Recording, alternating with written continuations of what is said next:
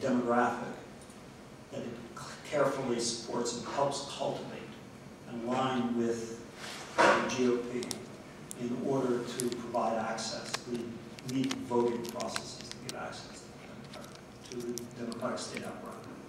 And these folk are, I think, as many people argue, are following a kind of Straussian position that sometimes simply says, you need religion in order to avoid Weimar-like disasters. But the long-standing assault, if you go back to the 60s, on particularly the universities as a place where I'll call it loosely, kind of more Marcuse-like terms, a liberatory critical project might be established, I think has involved both kind of de-education, the final manifestations of which we're now seeing now in the humanities, which we're seeing now with corporatization of instruction. I mean, we now have an all-Republican government in the state of Pennsylvania. I was telling friends the other night that the first joint statement by the new governor, the incoming Speaker of the House in Harrisburg, and the Senate President, is that they intend to begin dealing with the enormous budget deficit, which is non-existent, the budget balance, by eliminating or reducing funding for, in this order, hospitals, universities, and schools.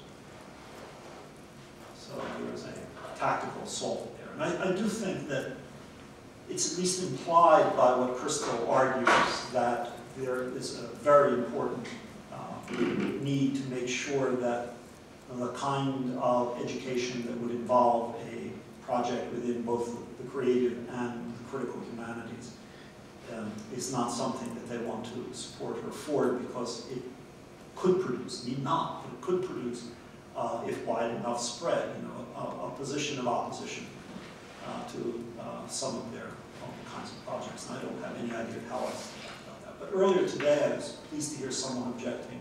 I've forgotten exactly who it was at this moment. Someone objecting to the uniformity of No Child Left Behind.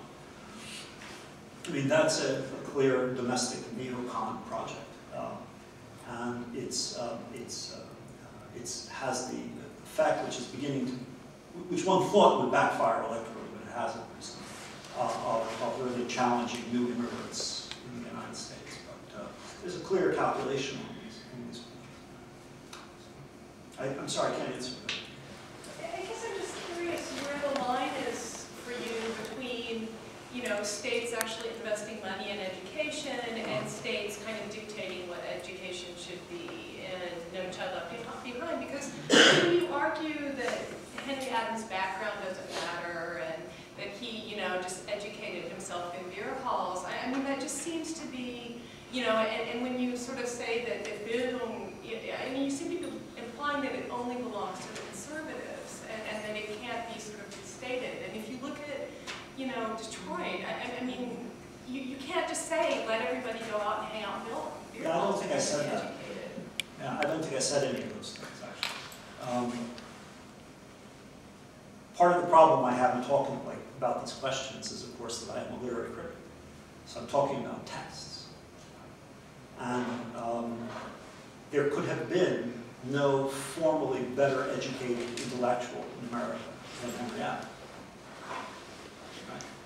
He studied in Boston Latin, other private schools, Harvard, Berlin, and so on. So we shouldn't confuse the desirability of the acquisition through formal education of what is needed, right?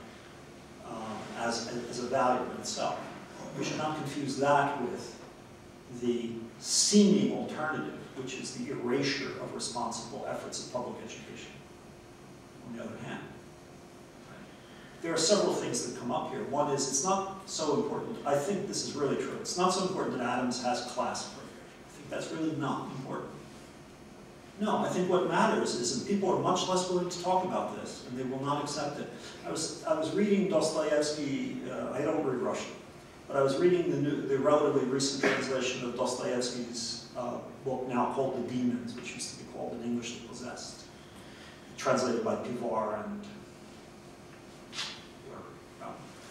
That novel is kind of interestingly congruent with this. And it's written more or less at the time that Adams leaves England and goes back to the US to begin the project that creates the serious major works later in his life. And in The Demons, Dostoevsky is not afraid to speak about such questions as what used to be called inspiration or what used to be called genius. What I think in the context of Adams, and here I invoke the most traditional and mainstream kind of figure possible, the relevant concept might actually be found in Aristotle, a notion which then gets picked up by the Arabs and the Persians and developed at great length and then comes back into the West to the Al-Andalus. And that is, what, again, I'm blanking on the name, forgot the first name, Rorty, but not Richard, rather his first wife, I forgot the first name, edited a terrific anthology on Aristotle, the concept of yeah, it's called intellectus agens, right? Active intellect, which is a notion that undergirds, among other things, biological theories of emergence. And it also undergirds in Dostoevsky a kind of secular account of the way in which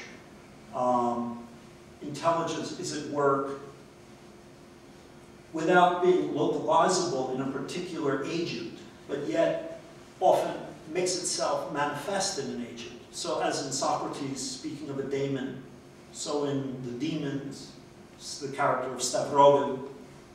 So I'm suggesting with Adams, what matters is not social class, but rather to be Socratic Dostoevskian about it for a moment, what matters is the demonic. Right? And the demonic can be comic, it can be brutal, and so on. But it does not, as Dostoevsky is a perfect example of, it does not depend upon social privilege. Right? So we don't, as Socrates himself shows, it doesn't depend on social privilege. So we can't hang ourselves on these questions which come from the particular circumstances of living in a purposely created, extraordinarily unjust, unequal social world, as we now do. And as long as we remain within those terms, we are not going to have a deep and long enough perspective on the circumstances we face, which is not to say, and please don't hear me as saying this, that we should not also struggle within those unequal circumstances to, for example, move funds from where I live in Wexford, Pennsylvania, where the real estate rates tax rates are outrageously high in order to generate an incredibly deep and rich local school district, in comparison to, say, the middle of Pittsburgh or Philadelphia, where there's woefully inadequate funding, as I'm sure is the case in Detroit as well, right, for education in these terms, right? So there are questions of politics, there are questions of thought, there are questions of strategy, vision, and so on. Yes. But I mean, would that day moment have been able to unfold in the same way? Well, I mean, who knows? I mean.